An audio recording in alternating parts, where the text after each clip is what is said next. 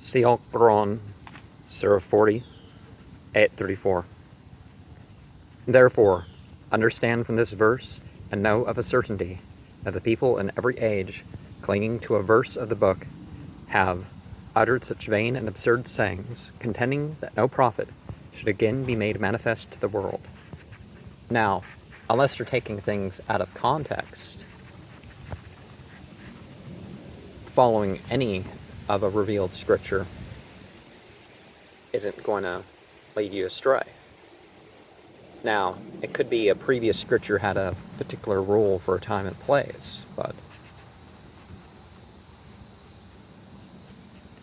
even as the Christian divines who, holding fast to the verse of the gospel to which we have already referred, have sought to explain that the law of the gospel shall at no time be annulled, and that no independent prophet shall again be made manifest, unless he confirm the law of the gospel. Most of the people have become afflicted with the same spiritual disease. Now, in the Bible, it says that Jesus was not an international messenger, that he came unto the children of Israel. Even as thou dost witness how the people of the Quran, like the people of old, have allowed the words seal of the prophets to veil their eyes. Now, isn't that how you open your eyes, realizing that, hey, we can figure it out and the message is going to remain? And yet, they themselves testify to this verse, none knoweth the interpretation thereof but God, and they that are well grounded in the knowledge. See Quran, Surah 3, 7.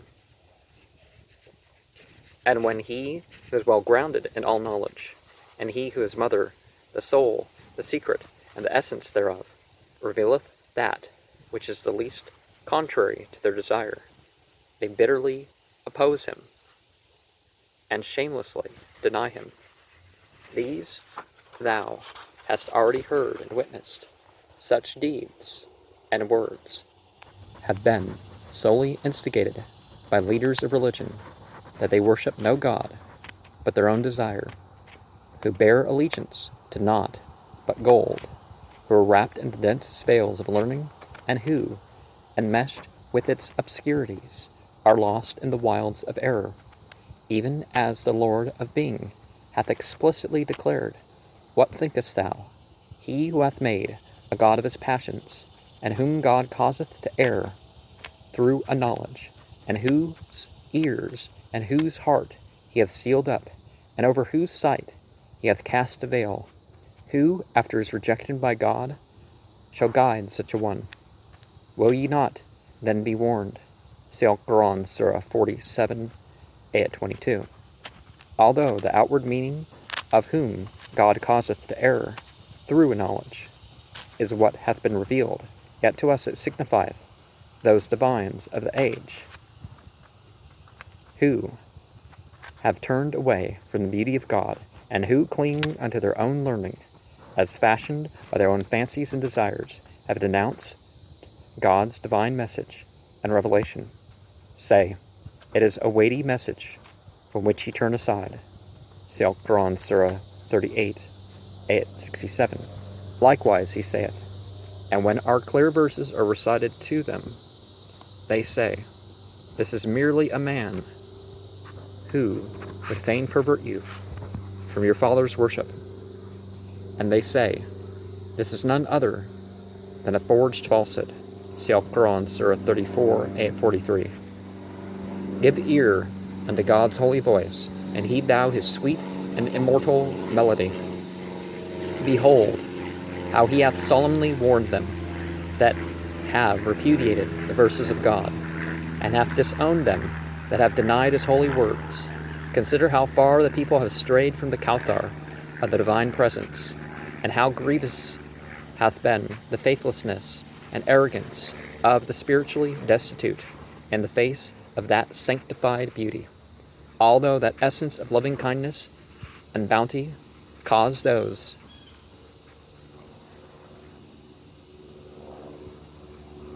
evanescent beings to step into the realm of immortality, and guided those destitute souls to the sacred river of wealth. Yet some denounce him as a calumniator of God, the Lord of all creatures. Others accused him of being the one that withholdeth the people from the path of faith and true belief, and still others declared him to be a lunatic and the like.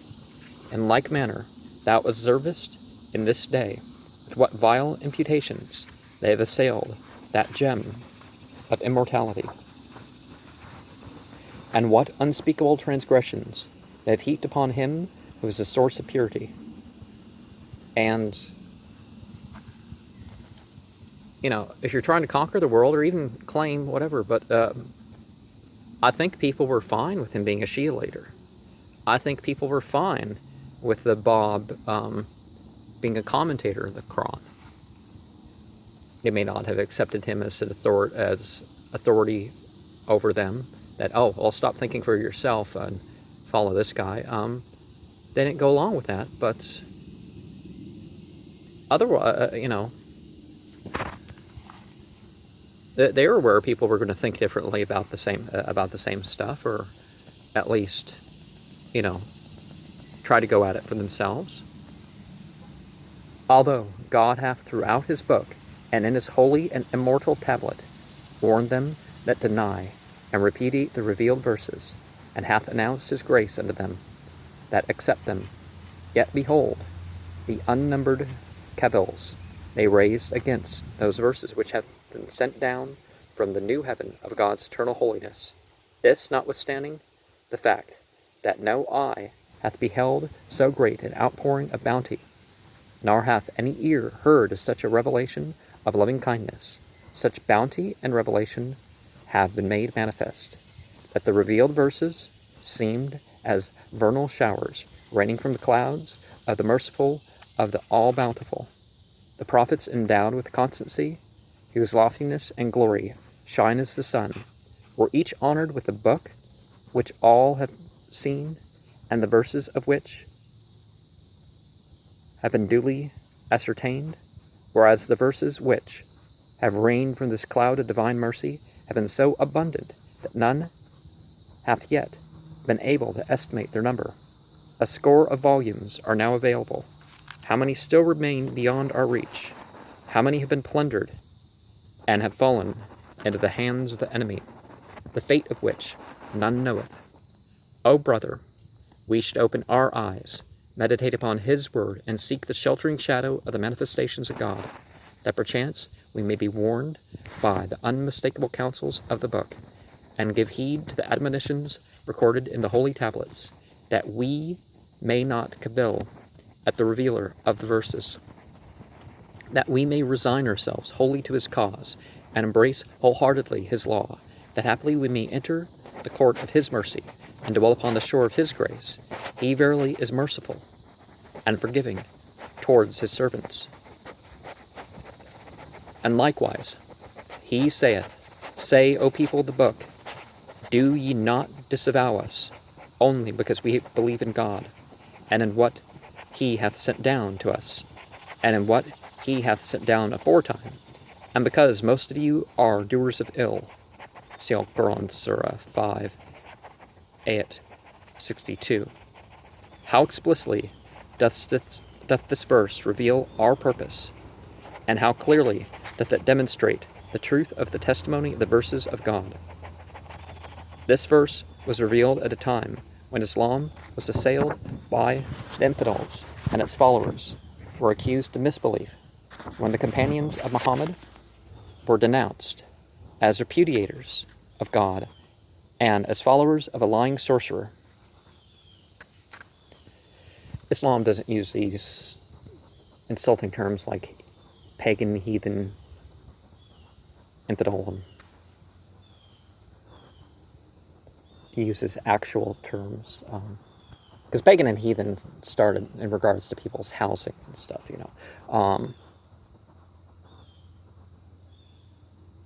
The Romans didn't use it in reference to religion until the Christians. In its early days, when Islam was still to outward seeming devoid of authority and power, were the friends of the prophets who had turned their face toward God, wherever they went, were harassed, persecuted, stoned, and vilified. At such a time, this blessed verse was sent down from the heaven of divine revelation.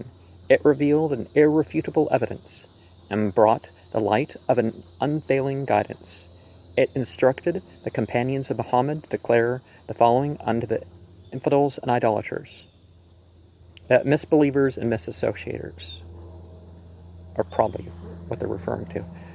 Ye oppress and persecute us, and yet what else have we done except that we have believed in God and in the verses sent down unto us through the tongue of Muhammad and in those which descended upon the prophets of old?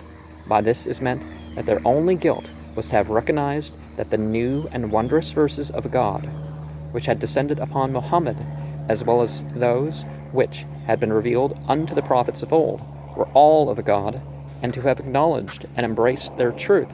This is the testimony which the divine King hath taught his servants. In view of this, it is fair for this people to repudiate these newly revealed verses, which have encompassed both East and the West, and to regard themselves as the upholders of true belief. Well, there's a difference between revealed verse and, well, I see my society needs uplifting, so I'm going to write discourses. Should they not rather believe in him who hath revealed these verses, considering the testimony which he himself hath established? And could he have failed to account as true believers them that have testified to its truth? Far be it from him that he should turn away from the gates of his mercy them that have turned unto and embraced the truth of the divine verses, or that he should threaten those who have clung to his sure testimony. He verily established the truth through his verses, and confirmeth his revelation by his words. He verily is the powerful, the help in peril, the Almighty.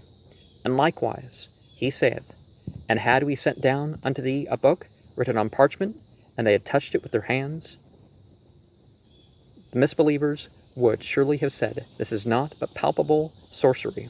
See Al-Quran, Surah 6, Ayat 7. Most of the verses of the Quran are indicative of this theme. We have, for the sake of brevity, mentioned only these verses. Consider, hath anything else besides the verses been established in the whole book as a standard for the recognition of the manifestations of his beauty, that the people might cling to and reject the manifestations of God? On the contrary, in every instance, he hath threatened with fire those that repudiate and scoff at the verses, as already shown. Therefore, should a person arise and bring forth a myriad verses, discourses, epistles, and prayers, none of which have been acquired through learning, what conceivable excuse could justify those that reject them and deprive themselves of the potency of their grace?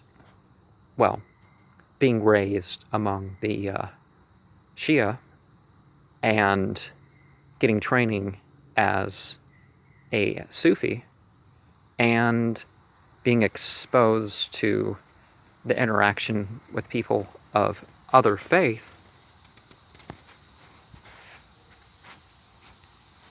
many people would have been able to compose such verses. What answer could they give when once their soul hath ascended and departed from its gloomy temple? Could they seek to justify themselves by saying, We have clung to a certain tradition, and not having beheld the literal fulfillment thereof, we have therefore raised such cavils against the embodiments of divine revelation, and kept remote from the law of God? Hast thou not heard that among the reasons why certain prophets have been designated as prophets, endowed with constancy, was the revelation of a book unto them? And yet, how could the people be justified in rejecting the revealer and author of so many volumes of verses, and follow the sayings of him who hath foolishly sown the seeds of doubt in the hearts of men, and who, Satan-like, have risen to lead the people into the paths of perdition and error? How could they allow such things to deprive them of the light of the sun of divine bounty.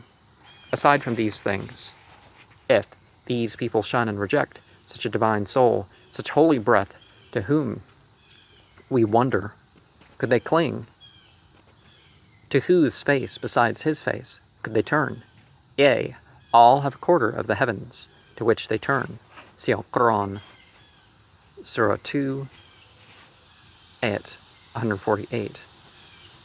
A direction? I think that's... all have a direction to which they turn. I think it's a literal translation. We have shown thee these two ways. Walk thou the way of the choicest. This verily is the truth, and after truth there remains naught but error.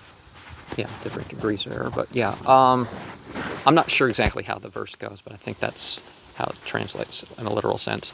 Among the proofs demonstrating the truth of this revelation is this, that in every age and dispensation, whenever the invisible essence was revealed in the person of his manifestation, certain souls, obscure and detached from all worldly entanglements, would seek illumination from the sun of prophethood and moon of divine guidance, and would attain unto the divine presence.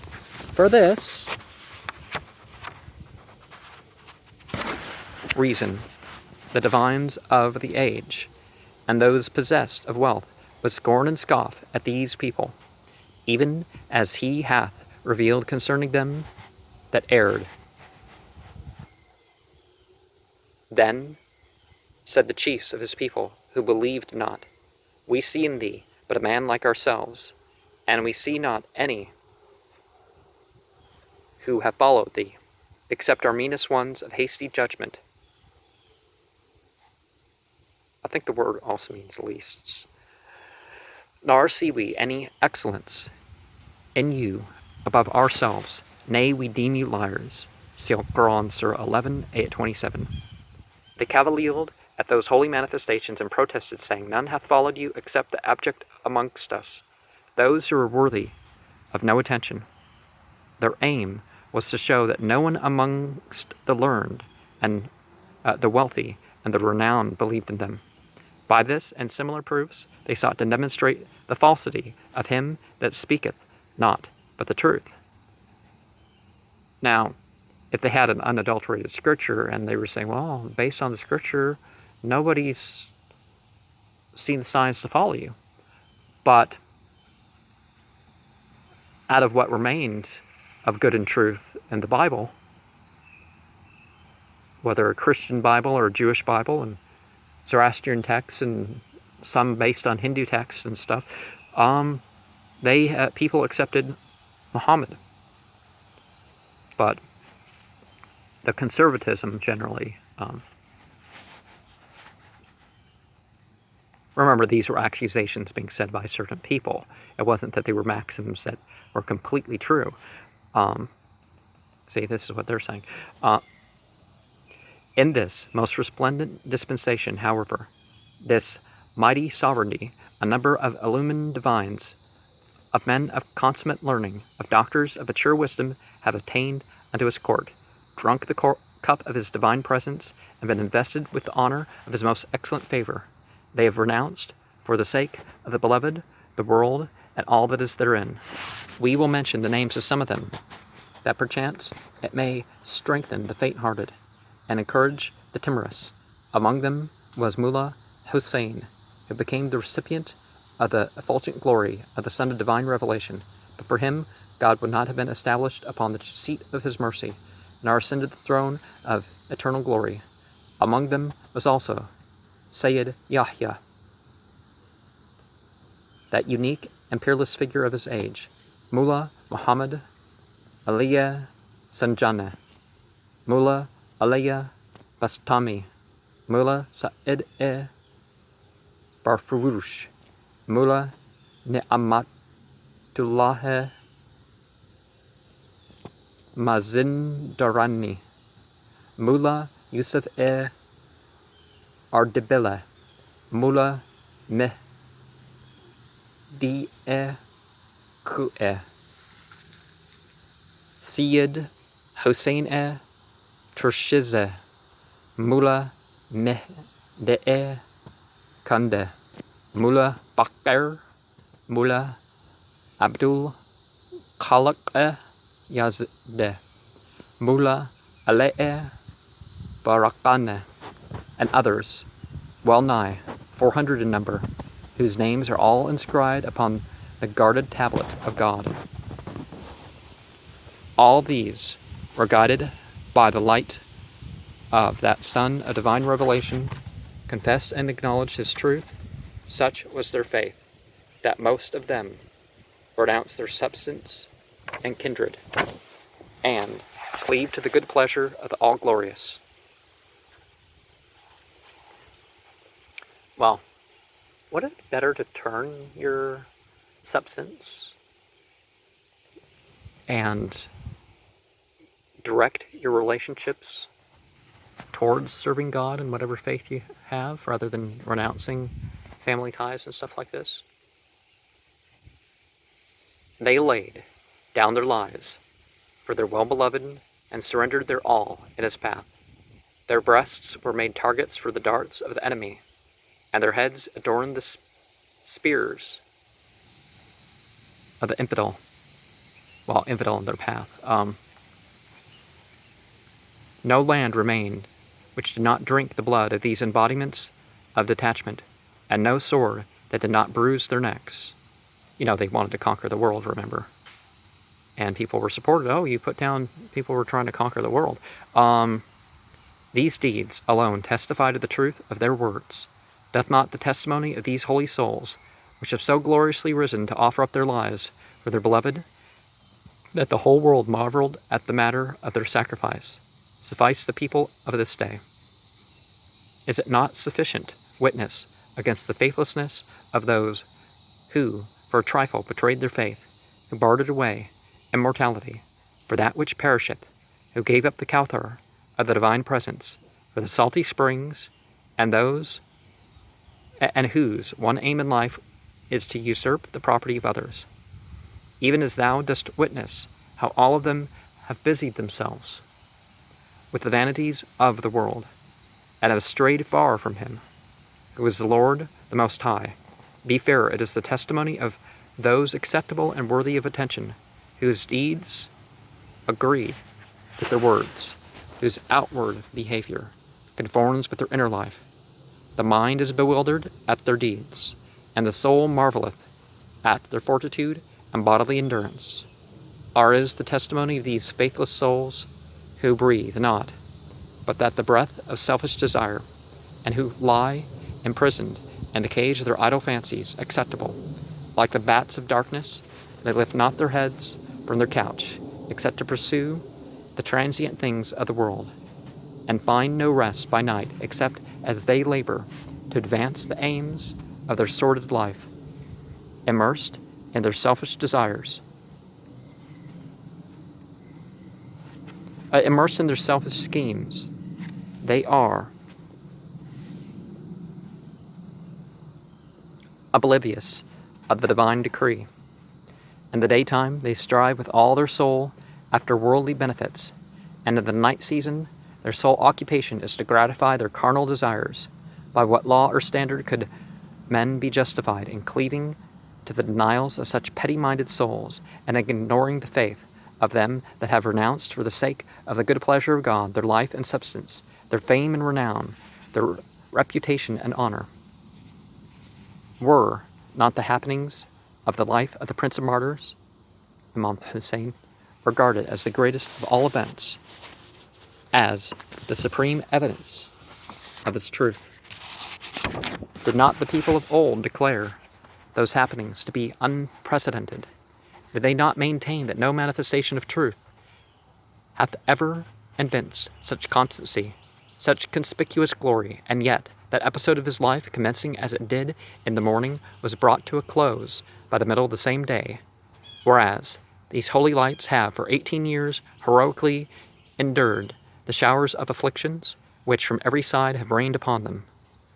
With what love, what devotion, what exultation and holy rapture they sacrificed their lives in the path of the All-Glorious. To the truth of this all witness. And yet, How can they belittle this revelation? Hath any age witnessed such momentous happenings? If these companions be not the true strivers after God, who else could be called by this name? Have these companions been seekers after power or glory? Have they ever yearned for riches? Have they cherished any desire except the good pleasure of God? If the companions with all their marvelous, if these companions with all their marvelous testimonies and wondrous works be false, who then is worthy to claim for himself the truth? I swear by God. People are willing to be martyrs for all sorts of stuff, so you can't necessarily tell truth by who's willing to die for what cause. Their very deeds are sufficient testimony and an irrefutable proof unto all the peoples of the earth. Were men to ponder in their hearts the mysteries of divine revelation, and they who act unjustly shall soon know what lot awaiteth them. See Al-Quran, Surah 26, Ayat 227. Furthermore, the sign of truth and falsehood is designated and appointed in the book. By this divinely appointed touchstone, the claims and pretensions of all men must needs be assayed, so that the truthful may be known and distinguished from the impostor. This touchstone is no other than this verse: wish for death if ye are men of truth. See Al-Quran, Surah 2, Ayat 94 and 62:6. There's context for that, but consider these martyrs of unquestionable sincerity, to whose truthfulness testifieth the explicit text of the book, and all of whom, as thou hast witnessed, have sacrificed their life, their substance, their wives, their children, their all, and ascended unto the loftiest chambers of paradise. Is it fair to reject the testimony of these detached and exalted beings to the truth of this preeminent and glorious revelation, and to regard as acceptable the denunciations which have been uttered against this resplendent light by faithless people, who for gold have forsaken their faith, and who for the sake of leadership have repudiated him who is the first leader of all mankind? I don't know of people being bribed so extensively to leave the Baha'i faith, or how that first generation, that they faced any persecution except as a backlash against rising army after army.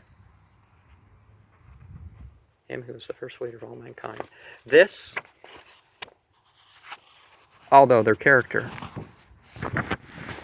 is now revealed unto all people who recognize them as those who will in no wise relinquish one jot or one tittle of their temporal authority for the sake of God's holy faith, how much less their life, their substance, and the like.